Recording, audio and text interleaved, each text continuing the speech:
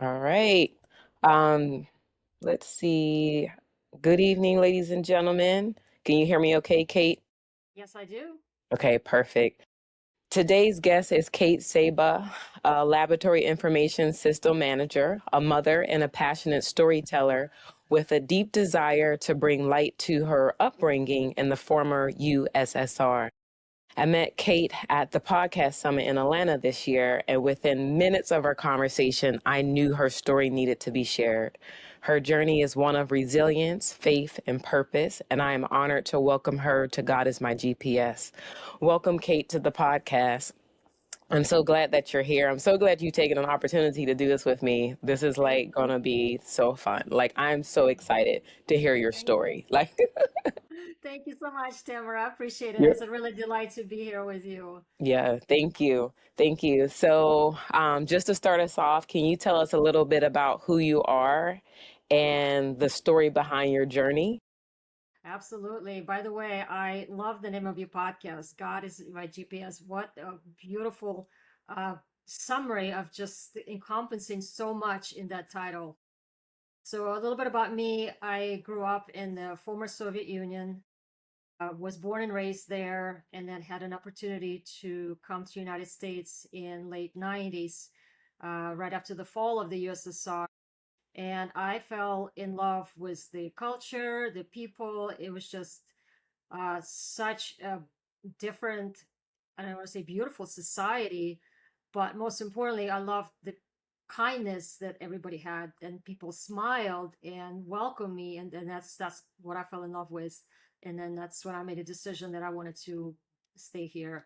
And of course, thank to God and my prayers, I was able to uh, permanently move here to United States. I've lived in Minnesota for a couple of years, then joined the military and traveled mostly on the East Coast, and then settled in Virginia after the honorable discharge, and then have been working in the laboratory field. And right now I'm in the basically lab IT, doing laboratory information systems. I love my job. I have beautiful family. Feel very, very blessed to have my husband and my kids. So I really have been very, very fortunate.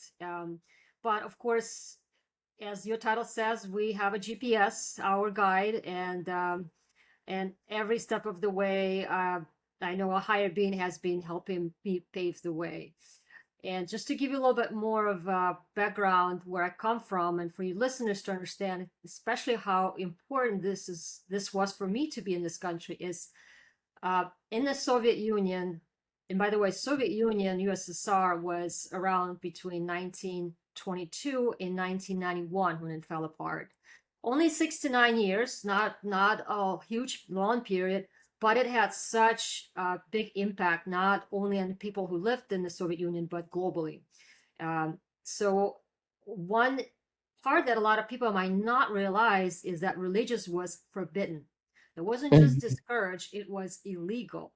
I mean, can you imagine living here in the United States where, my kids go to Catholic school. I'm proud to tell people that I'm spiritual, that I believe in God, that God is part of my life. And I cherish it every day that I don't have to be afraid to say that. Where in USSR, until the fall of the Soviet Union, you could not even fathom saying that. Right. Moreover, um, I hope I'm not going too far ahead, but moreover, my mom, I remember the story my mom told me when she was a teenager, and everybody had to be part of the Communist Party. It wasn't a choice or a decision. Of course, it was presented as a choice and a decision, but you knew better not to follow suit and take on the whatever all the masses were doing.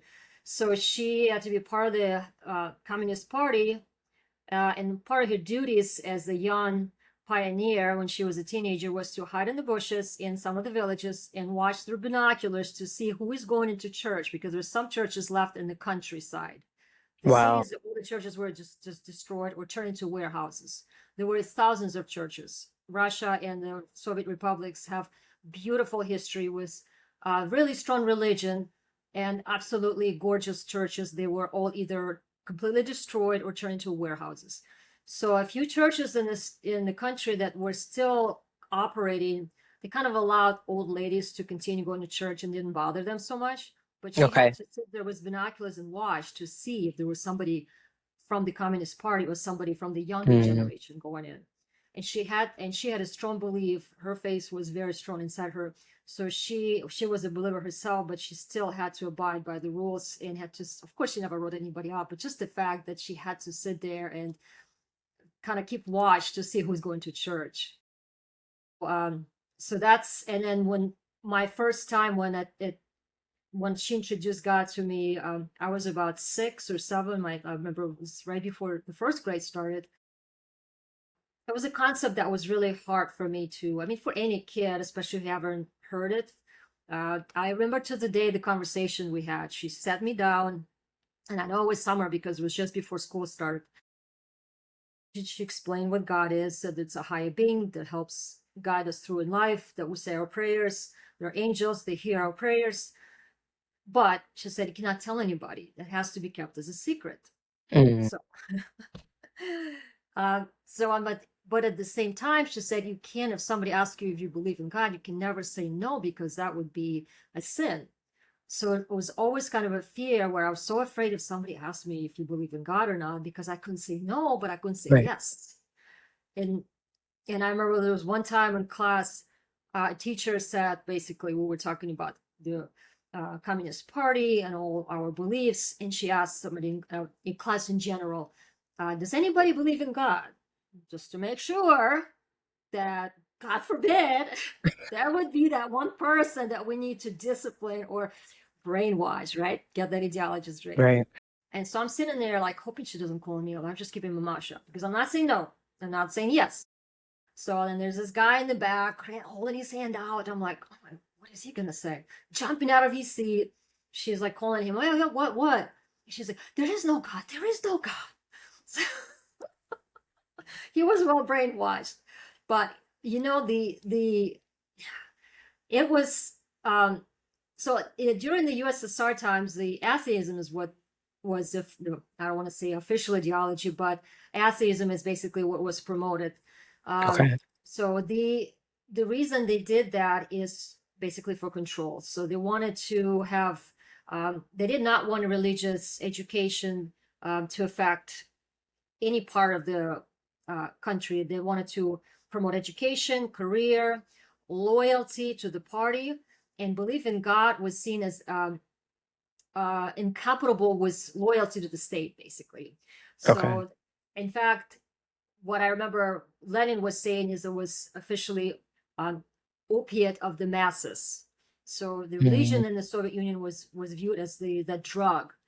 And if you look historically, there's so many wars, so many conflicts because people would be so driven by religion, which is good in a way. So the Soviet government did not want to have this upheaval of people that would be motivated by religion and would be protesting against the government. okay. So yeah, it's really very very interesting. I came when I first came to America, and I was telling my story just briefly that because people were asking me how was your religion upbringing, and I really couldn't tell them much. I said, well, I believe in God, but I can't really tell you I belong to any particular religion. I kind of tell them Right. I'm a nobody, which I don't feel like that. Believe Right. Right. I was baptized in secret as a Russian Orthodox, Okay. but I've been in church maybe twice in my life. Okay. Only twice in my life. And it was a beautiful Orthodox church. I remember to the day the beautiful singing, the beautiful icons. Um, yes, I was brought there during the Soviet times in secret, deep in the country, where nobody knew us. So my mom, in secret, brought me there to baptize me when I was young. And then I did go back again after the fall of the Soviet Union, when it was open. Okay. And now religion is actually thriving, and churches are remodeled and renovated, and I'm so happy to see that I'm just very proud of the people out there that kept that religion alive Hmm. underground in secret. And there comes again, circles again, that God, you cannot take God away. God is Right. always there. So That's amazing. Like I'm getting like goosebumps like listening to it because as you're speaking, I feel like I see the Bible come alive because Yeah, there's that whole little part with Jesus and the whole idea of getting rid of Jesus was because they yes. thought he would overthrow the government, right? Right, And because you have that so, belonging, right? right. Belonging when you go to church, you feel that warmth and they want you to belong to the party and not to Mhm. the church. To yes, yes. And so, and it's funny because there's a song that used to that a gospel song, and it used to I think it started off, "I'm just a nobody trying to tell everybody about somebody, which would be Jesus." And but as you're speaking, the Bible says that we're all fearfully and wonderfully made. And so to think of that from a high level, I don't think that sometimes the majority of us, even though we're believers, we probably can't even comprehend what that really means to him. And so it's a beautiful uh it's a beautiful part of your story. Thank you. Thank you so much. And Can you tell me about how that environment shaped you, like even today? yeah, it's a great question.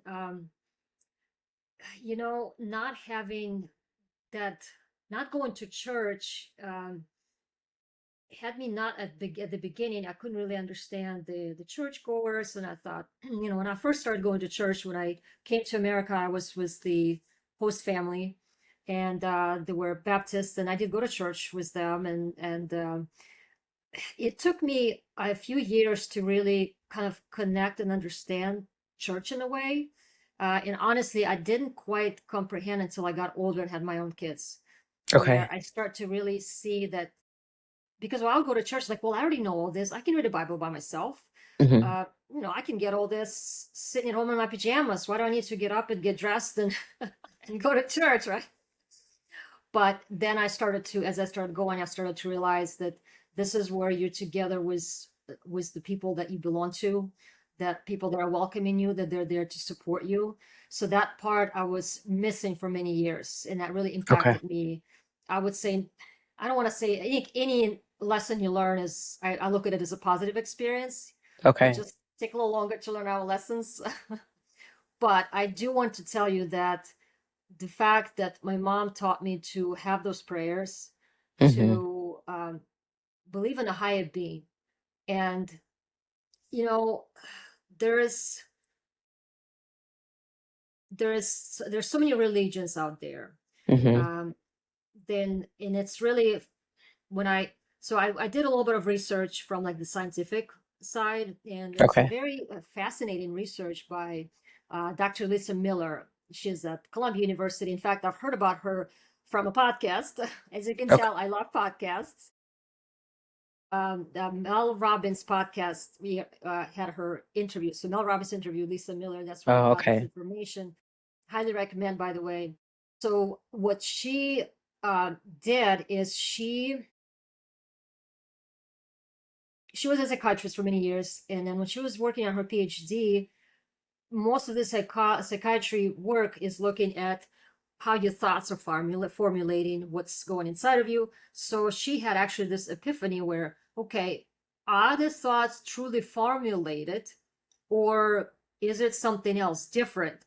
Because there's some studies done where they looked at groups of people that had kind of like a spiritual experience. They looked at Okay. a group that was in church praying, like arduously praying. Then they looked at people that were Catholic, Muslim, different religions, and they had that experience of connection with God. And then they looked at the group of people who were just having this experience out in nature, like when you go to Alaska and you see this northern light and you go, wow. And I had those experiences where one time me and my son go outside and we look out in the sky and it's just absolutely beautiful, gorgeous sky out there with Hmm. just this beautiful lights just from the sun and the sun rays coming down. And we both in awe stood there and looked, and I said, okay, this is God. And, he's in Catholic school. We raised him with faith. And he looked and said, yes, mommy, this is God. So, you just have those moments and you start to notice that. So when they did this study, they measured brain activity. And what they Hmm. found out is in that brain imaging studies, there are certain neural networks that are consistently activated during prayer, meditation, or what people Hmm. describe as a divine or transcendent experiences, like the one I Hmm. was with nature, for example. So what they found is that what that study proved is that because the same network was firing and activated, that basically proves that we all have the ability uh, biologically to receive that divine. So basically saying that humans are biologically wired for spirituality, Right. and the brain is prepared to receive something beyond the self. And Right. this is something that you cannot dispute. Right. It's been shown scientifically. So what she was saying is that a lot of the thoughts that we have are not necessarily formulated in the brain, but are received. A lot of the thoughts are received. Hmm. And I pondered on that for a while, and I remember, and I went back through some things that took place in my life. And after there's certain moments when I would be at crossroads, for example, not sure, okay, should I do this? Should I do that? And if I take a moment to just meditate or ask God, the divine, the universe, however you want to call that higher being, I would say, I would have some thoughts come into my mind. And Hmm. if I just take a moment and I actually listen to those thoughts and be like, okay, what I want to say, what does my common sense say? Taking in those cues, it was always the right decision. Sometimes it might not have been the decision that I wanted to hear, especially if it sometimes has to do with relationships where you don't Right. necessarily want to hear, yes, you probably shouldn't be in that relationship. But you know deep down inside because you are receiving those thoughts. Hmm. And I'll give you another example. Just not that long ago, about maybe less than a year, I've been at the same job for like 22 years. And Whoa. I had Okay. some moments where, I'm like, I gotta get out. I gotta move on. Like my inside is like, I know I can do more. Hmm. I know I have more potential. I'm already at the ceiling. I kind of hit my max there. I know I'm not gonna Hmm. get promoted, and it's not all about money, but I knew I couldn't make any more. But I really felt like I wasn't growing. I wasn't learning anything. And I had a moment where I worked very hard on a project and some things fell through, and I closed my office and I was in tears. I was in absolute tears, Hmm. devastated. And I just kind of half prayed, half just like begged God, Father. I just literally said, uh, Father, my God, please help me. Please hear my prayers. I was just in so much despair, just uh, almost grieving. And Hmm. believe it or not, seriously, I didn't think anything of it. The next day, I got an email from LinkedIn offering me, saying if I'm interested in a particular position and all the keywords in that position, and it's a very niche job that I'm working in that has a very particular skill set that I required. And that was Okay. getting exactly what my skill set was. So I answered back right away, still not believing it, still kind of Right. like, this couldn't be possible. Yesterday I was crying my eyes out, and today I'm having this person reach out to me. And one thing after another, and I'm telling you, within 2 weeks I had an interview. A week later I had a second interview, and I had a job offer in less than a month. Wow. And Wow. that That's amazing. 100% those rare because 100% you have those vibrations coming into the universe. And I hear there's so much on YouTube where they're talking about it's so important what you think. Your thoughts obviously can materialize, that universe can hear you. And those are very popular, but I kind of feel like, well, it's the same thing as a prayer. And it's not Hmm. that I feel like it is the same thing as a Right. prayer. The science have proven that it's the same receptors in your brain that are fired up when you pray. So I'm really glad that you are, standing strong and naming your podcast that God is my GPS and you're calling it what it is. Okay. Thank you. And Yeah. anyway, so I just thought about that. I'm like, we're all watching this video about sending this into the universe, but it's the same thing as God. Right. It's the same thing as God. Yeah. Yeah, yeah. There, You can call and it what you want. I'm with you in the science that the science does lead us to God and that Absolutely. we were created to worship something. And so many of us, like in society, it may be drugs, it may be, but there's something that we desire. And a lot of society, not just in America, but like you said, the US, like they're trying to train us to desire them Yes, opposed to desiring the higher power, opposed absolutely. to desiring God and reaching out to God.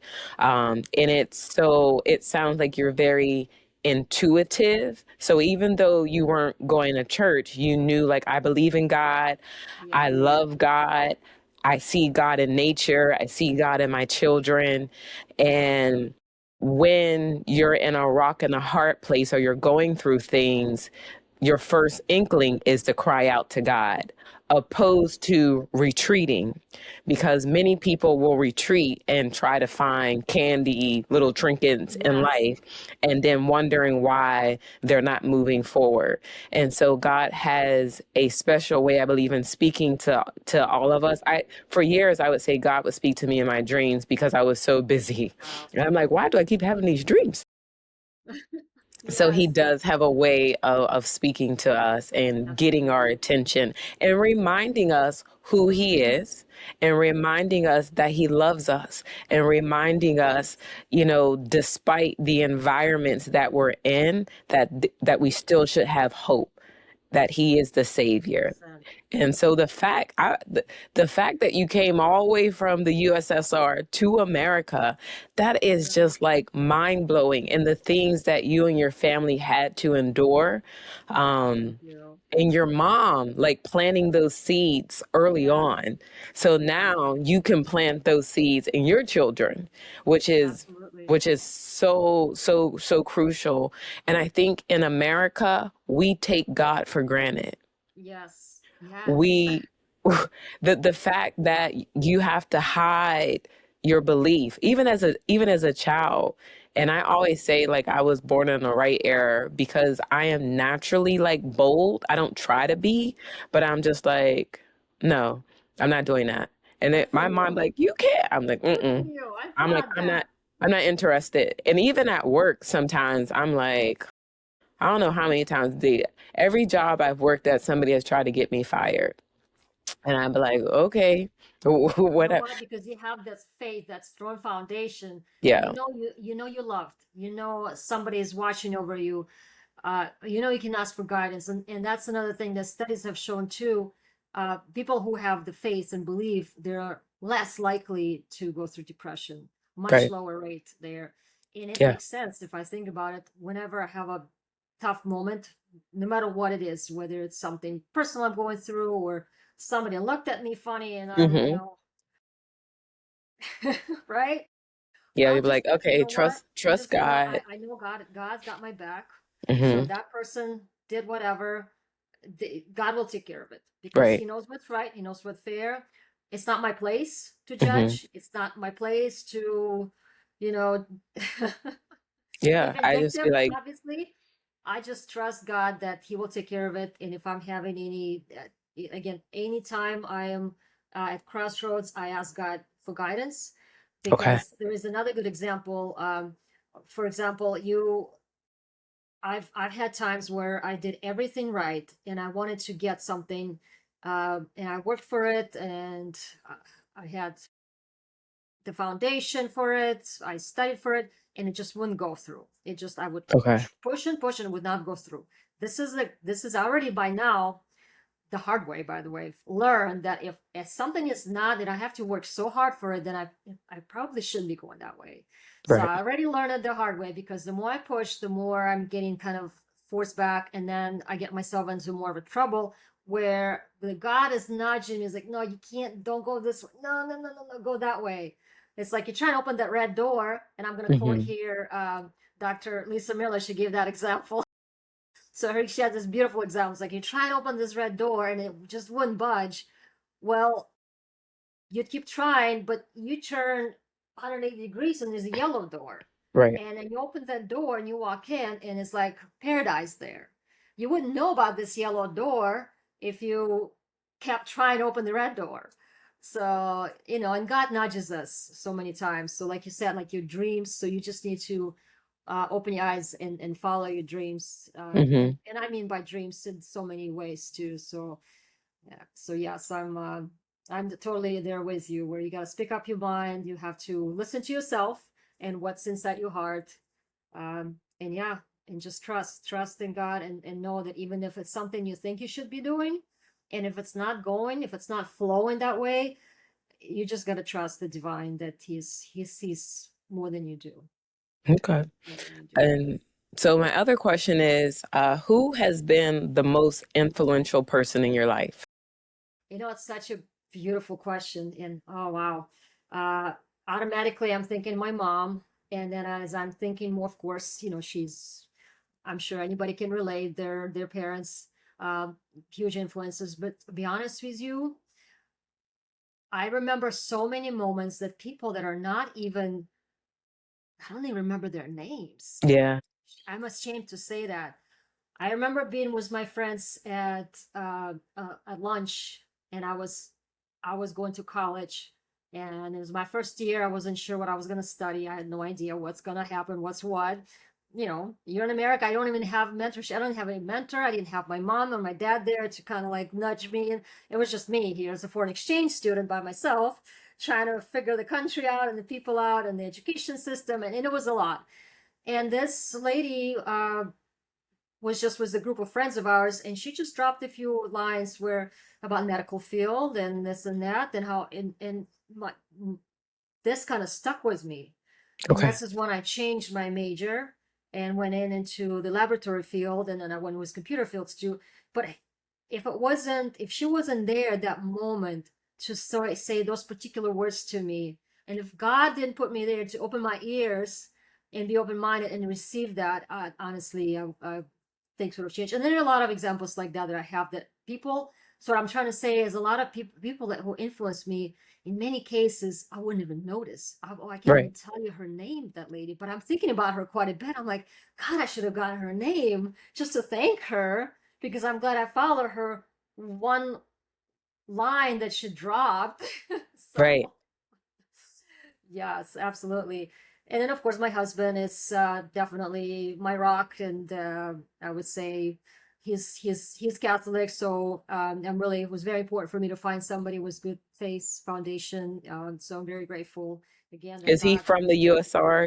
He is, Okay. yeah, he's an American, yeah. Okay. So yeah, Awesome. so I actually I got out of the military. I got my citizenship while I was in the military, and then we met after I got out of the military, and that's why I stayed in Virginia. And Okay. my brought my mom and my brother. They're still in Minnesota, so we still kind of traveled to Minnesota to see my family who moved here. My father is still in Belarus, in the former Soviet Union. Okay. So yeah, and we did go back. I brought my kids to see him. Um, Aw. right before COVID hit. So I was really glad I could come out there before all this turbulence started, and Yes. now we didn't even go. But yeah, so that worked out really good. I'm also grateful that we came there, we left there right before COVID hit. So that was another blessing that we Right. worked out that way. So yeah, yeah. Uh, th- So a lot of people, I feel like a lot of people influenced me. And honestly, every day, if I think about it, we're so interchanged. I mean, there's so many people around. Just having this conversation with you is influencing me, because it solidifies in me that, yes, I thought about it. God is my GPS. Like, oh, yes, 100%.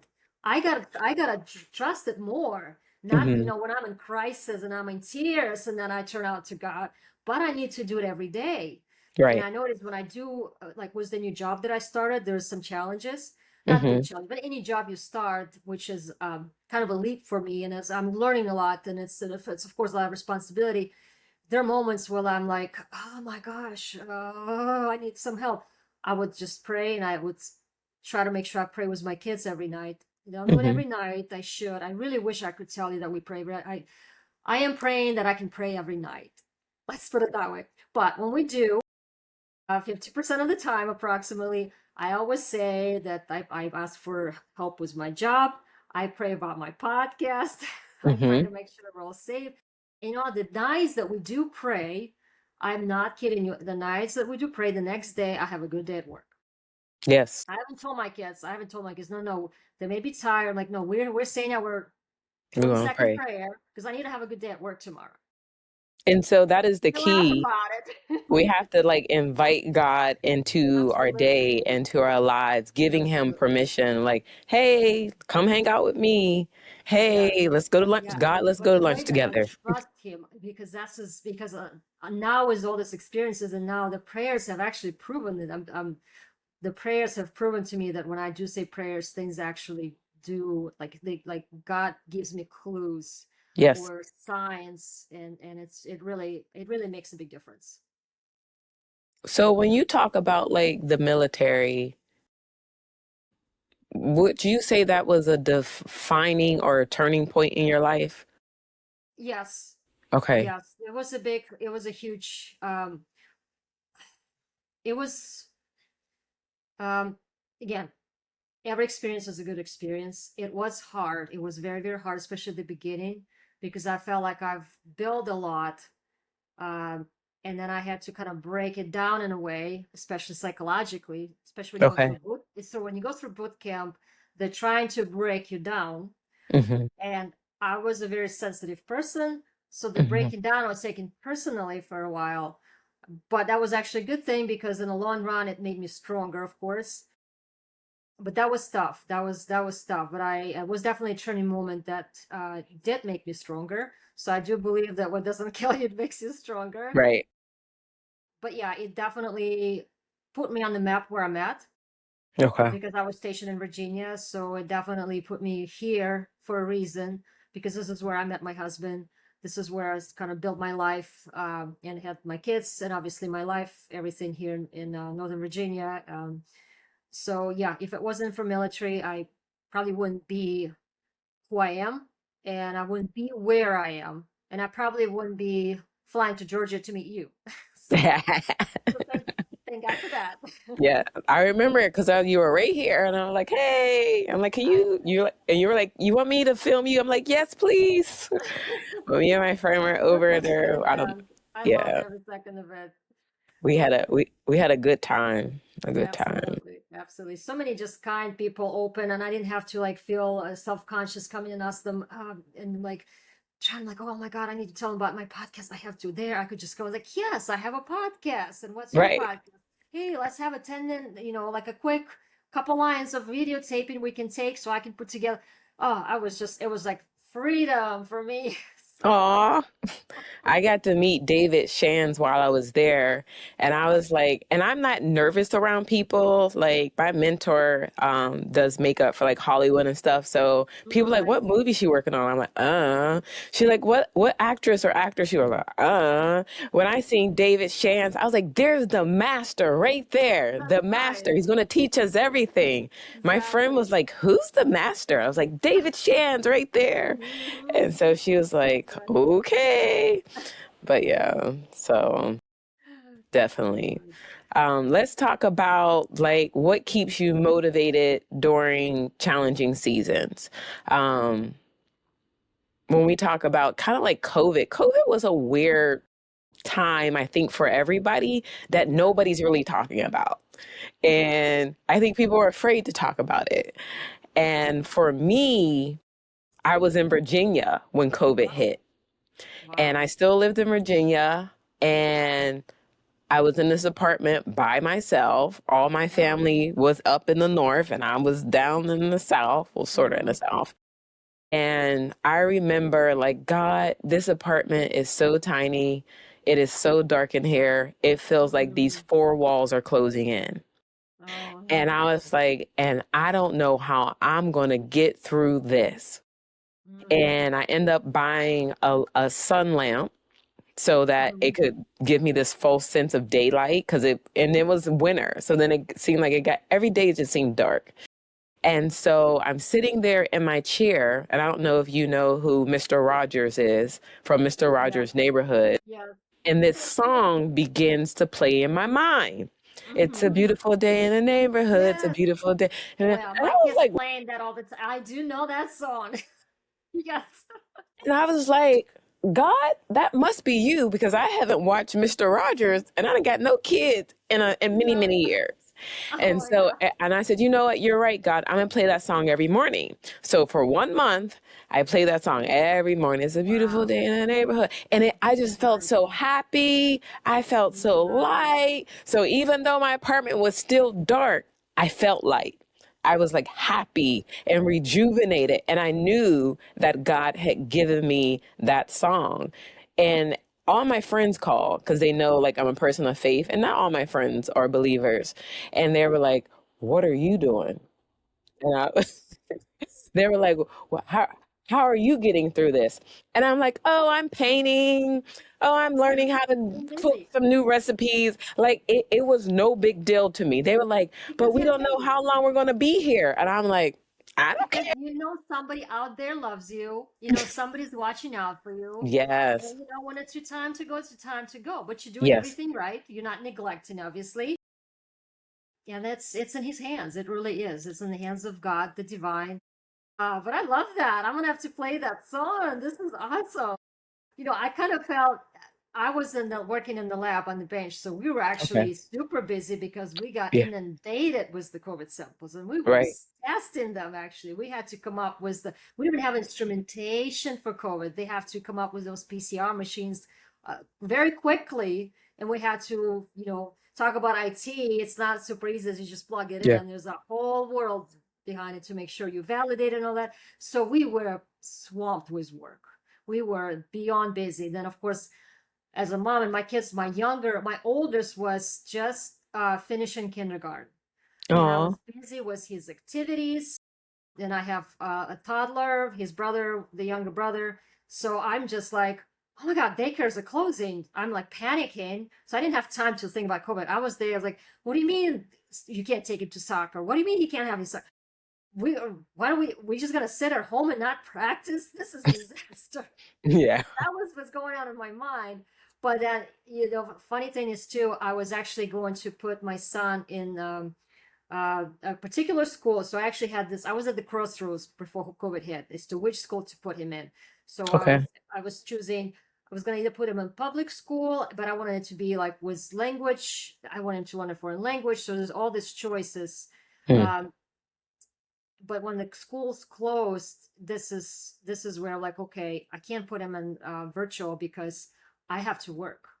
In Right. first grade, he's not going to be sitting online. It's just, first grader, older kids maybe, but it's not going to happen. I mean, my husband working remotely, and he can't really spend time with him.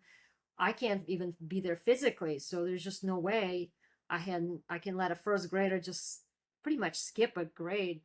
Right. So this is when, and let me tell you, this is God really truly works for you. And I did pray, like I wholeheartedly prayed. Okay, and I worried about it, and I prayed about it every day. So I ran into somebody that I knew that lived in my neighborhood who I hardly ever talk, and I'm usually not the kind of personality. I'm more of an introvert. So for me to actually approach Hmm. somebody and talk to them, it's like I have to make myself do it. And I do it now with the podcast. I kind of feel like, okay, I need to do it. Once I connect with the person, it's no problem. But making that first connection is challenging for Right. me. And I just thought, okay, I need to say hi to him. I've seen him before. He lives in my neighborhood. I need to be polite and say hi to him. So I kind of like force myself to say hi. We talked, and as we're waiting in line for something, I asked him, "How's your son doing?" And he's like, "Oh, he's doing great." I'm like, "Is his school closed?" And his son is just 1 year older, so I knew he's in second, to be starting second grade. So he tells me about this Catholic school he's in. I'm like, "Oh, they didn't close Catholic." He was like, "No, they didn't close Catholic schools." So I'm like, "Hmm." So I took down the name of that school, and that was it. That was the end of the conversation. I wish him to have a wonderful day, and he wished me a great day, and then off we parted. I called that school right away, and they're like, "Well, we don't have any room, but I will put you on the wait list." So they Okay. put my son on the wait list, and then I had my husband drop off paperwork. And I'm glad he went to drop off the paperwork because he made conversation with somebody who actually knew the neighbor. He's from Connecticut, so the lady there, she knew the area, so they made a nice conversation. So his name stuck in her head. Okay. And I'm not sure if that's the case or not, but they really liked, they kind of connected there. So I think she may have put the good word for us to the principal because 3 days later she called me and she's like, you know what? We found room for your son. He can start. this grade. Oh. It was just such a blessing, I'm telling you, because it was ideal. It was truly ideal because they were in person. It's exactly what I needed. And then the face part was what I didn't even expect. I was a Mm-hmm. little bit hesitant and worried a little at first, not having that religious upbringing. I wanted my kids to believe in God. I wanted them to be spiritual, but I didn't want it to be like indoctrinated. I was a little bit scared of that. Mm-hmm.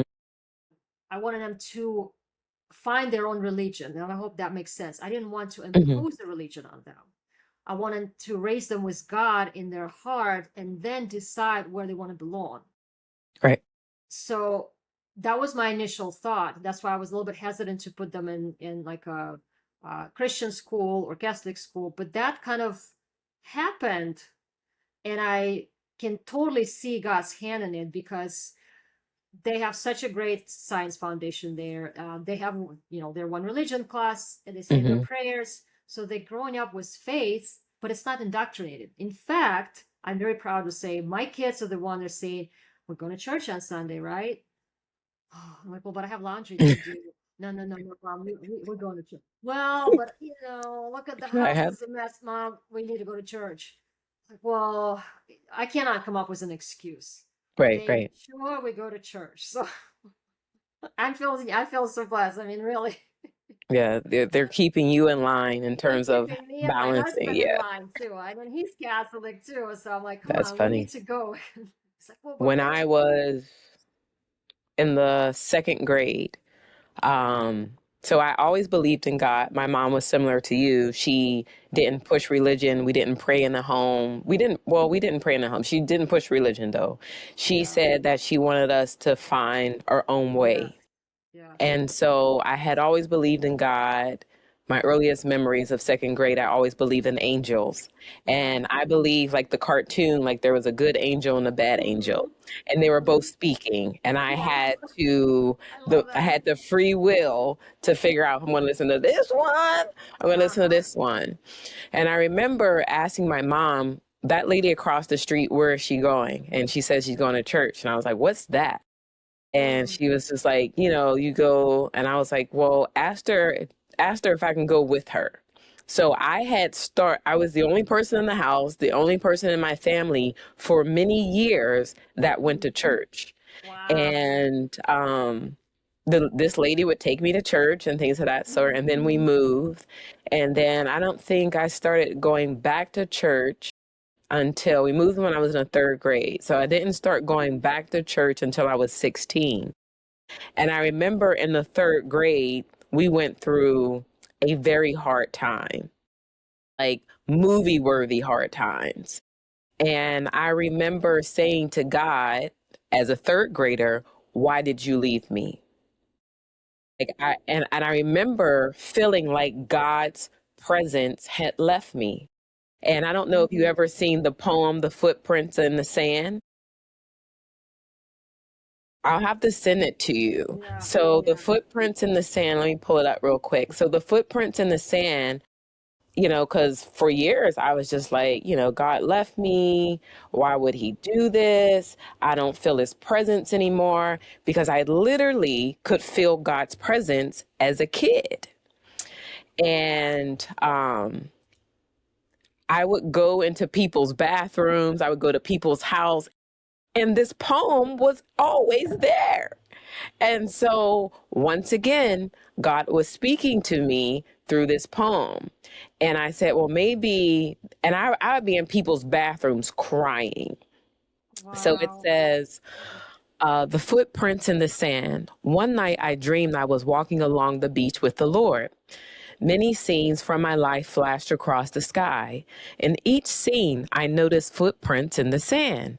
Sometimes there were two sets of footprints, others times there were one set of footprints.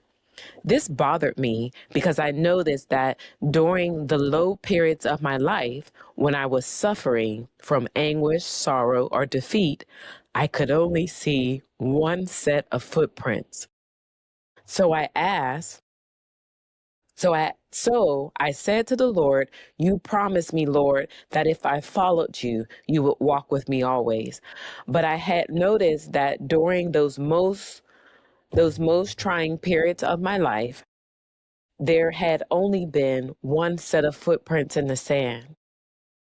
Why, when I needed you the most, you had not been there for me? The Lord replied, the times when you have seen only one footprint, one set of footprints, is when I was carrying you. Oh, And I would be in, oh look, my I'm God. crying now for Oh my God. for our Now get listeners. me. Tears in my eyes. Oh my gosh. Now I get it.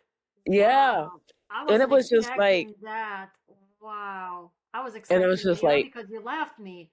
yeah. Oh, wow. Yeah. And Wow. I'm thinking God left Wow. me, and God's like, no, it was so dark. It was so heavy. I was carrying you. Like, I Mm, never left you. I had you in my hands. And so when people, like, my experience with God is vastly different than everybody else's, mm. because to me, I didn't meet God in a church. And so Yes. when I became Same here. older with Yeah. a different level of Exactly. consciousness, um, it was like I met another level of God, a different Mm-hmm. side of God. And Yes. so I think in the midst of trials and tribulations, it's hard some days. And then other days, it's not. And so my mentor taught me that with God, you got to take it moment by moment. Yes. Wow. Don't just, when I was in Virginia, I adopted a Chinese family in my heart. Right. The young ladies were in middle school and high school, and I remember like leaving my job and frustrated, and one of the young ladies said to me, Tamara, you don't have a bad life, you have a bad moment. There you And go. I was like, these kids is get me together 100%. 100%. Wow. Oh, out of the mouth of I love babes. this. So I love this. Wow. It's just we have so much potential in our hearts, and just so important to be on the open to receive those words, to hear them, and to really digest them, I want to say. And yes, it's wow. Wow. yeah, Yeah, it's amazing. Yeah, I can totally relate because I couldn't go to church either. I mean, you find God without church, and then you still yeah. come full circle. Yeah, you Yeah, come full circle absolutely. because for me, I'm a Christian. So Christianity, when I think of it, is a lifestyle. And Mm-hmm. so there's fellowship with God, there's fellowship with people. I think we need to be among other believers, but there's a sweet spot when it's just you and him. It's a sweet spot in your prayer Yes, time, as the lady was saying from a scientific standpoint. yes, Um, we do need community. We do need to be absolutely. around like kind, but we also need to make sure that we're grounded in our thinking, in our spirit with God, so that when these bad times show up, we Yes. know who's our anchor. Oh, yes, totally. Yeah, God is definitely my anchor, and it he saved me so many times. And now that I finally am recognizing it, and after having all this experience, my eyes are finally open, and now I can really, even the smallest decision, like you say, moment by moment, I'm Hmm. grateful and I'm thanking him no matter what is going on, because he sees better than me. And if I cannot open that red door, I Yeah. know I shouldn't be pushing it. He's got a plan for me. I trust him because he has a plan for me. Amen. Yeah, Yeah. amen, for sure. Let's talk about your podcast. So with your podcast that you're launching, that you've already launched, Yes, and I'll make sure that we put everything down in the description. thank you. How are you hoping that your voice will impact the world with your podcast? So my podcast is called The Soviet Life, and my main goal, the reason I even started it, is kind of twofold. On one part, as the Soviet Union is gone, it has so many stories that are so unique and so interesting. So I wanted to archive. I wanted to have keep an archive of people's voices, not just Hmm. literally, but their stories, because Yes. as they leave our lives, we're not going to have those people who lived during those times ever Yes. again. Even if we have something similar, it's still not going to be USSR as it was. So I Right. wanted to first kind of archive that. Second of all, after the war with Ukraine started, There was just so many questions coming my way. What do I think about it? Where do I stand? Well, of course, I'm against the war. Of course, I don't want anybody dying on either side. Hmm. It is a very complicated situation, and I was honest with them. Look, I'm not on the ground. I really don't have the information. I really don't know, but I do know that on both sides people have good souls, and I know on both Right. sides they don't really want to harm each other. On each side they're trying to protect something that they hold on to. They're probably just getting a misinformation for the most part. Right. So, and so that's why I wanted to start a podcast to show the Western world, to show Americans, the soul, really the soul of people where I come from, the soul of the, not just the Russians, so, but, I'm from Belarus, but from Ukraine, all the Soviet republics, from Kazakhstan, Uzbekistan, Latvia, Lithuania. They all, we were kind of like one big family, yet we have our own identity. I mean, look at any family. We're our unique selves, yet we live together and we love each other. And, but, no, nobody's imposing and trying to change you who you are. You're completely different from, hey, I look at my three kids and they're like completely different, yet we're a family. So that's how it was in USSR. We were a family. And now that we fell apart, it's kind of sad. And then with what's going on now, I really, all I can do is my voice is to just show the soul, and mostly primarily to the Westerners. But now as I go on with it, I'm kind of seeing, I wanted to show it to the world, including our own people that are fighting now too. I wanted to show them, look, let's go back to the beginning. We're brothers. We really shouldn't be fighting. So that's what I'm hoping to accomplish with the stories and the podcast, and hopefully that will take place. I mean, hopefully it'll take off. Again, it's kind of slow moving right now because I have a job and the kids, but I'm not stressing about it. I'm taking one episode at a time when I can and publish it. I have quite a few that I just need to finish editing and publish. But that's coming along, and I'm in a good place right now. I'm very happy that I did this project finally. I wanted to do it for a while, so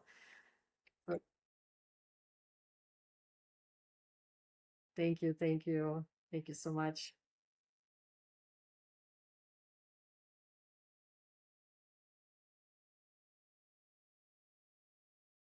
I just want people to know that nothing is what it seems to be. And I want people to look at everything with a grain of salt. If somebody is in dire situation, try to see the positive. Try to understand people more. So not just with a podcast, but just with my whole life, I just want to put the focus on people, connecting with people, knowing that you're loved, knowing that somebody's out there watching over you. And a hardest moment that I haven't mentioned that my husband went through. He lost his son to a tragic accident, and this is when it really shakes your face. This was the very difficult moment when you sit there. Okay, my son who was in his 20s is gone. Why, God, did you allow that? And and just to put it out there, I had a dream before my son was born, and his son who was in heaven in my dream said, told me exactly, today is going to be the birthday of your son. And it was so vivid and real that I was like, oh my gosh, you're here, you're alive. Let me grab your dad, let him know you're here, that you're not dead. And I was so happy. I was just so happy and delighted to see him. And he told me that and the phone rang, and that was it was a dream. I didn't realize it was a dream. And of course, the phone rang. I wake up, and I'm like, oh. And guess what? That was the day that my water broke, and I ended up giving birth. And then my older son was born that day that he came and out. So that to me is proof that there is something out there. So when God takes our loved ones, there is a reason they need to go to join Him. There's a higher purpose for that. But just trust in God, know that you're loved, and that's really the legacy I want to leave behind me. That I love you all, and we always have a guide. We all have a guide. We all have a purpose.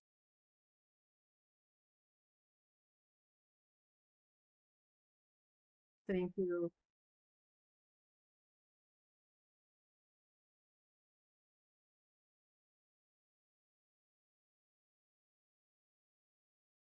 It's my pleasure.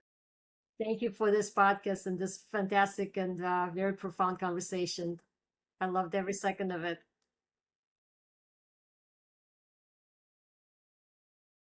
Oh, my pleasure. See you soon. Bye.